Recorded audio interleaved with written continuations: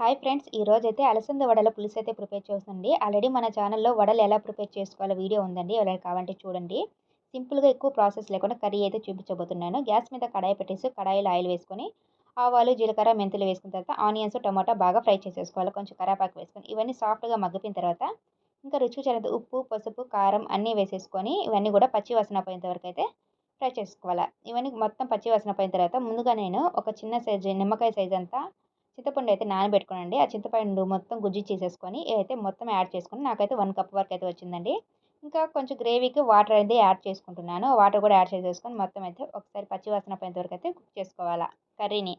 మొత్తం మనకి కర్రీ మొత్తం దగ్గర పడిన తర్వాత ఇప్పుడైతే వడలైతే యాడ్ చేసుకోవాలండి. ఫైనల్‌గా లాస్ట్‌లో అయితే యాడ్ చేసుకోవాలి. ఫస్టే యాడ్ చేసుకోకూడదు. ఈ వడలు వేసేసుకొని ఒక 5 మినిట్స్ కుక్ చేసేసుకొని ఫైనల్‌గా కొంచెము కొత్తిమీర వేసేసి దించేయడమేనండి. మన ఛానల్‌ని ఎవరైనా ఫస్ట్ టైమ్ చూస్తుంటే సబ్స్క్రైబ్ చేసుకోండి ఫ్రెండ్స్. అలాగే లైక్ కూడా చేయండి ఫ్రెండ్స్.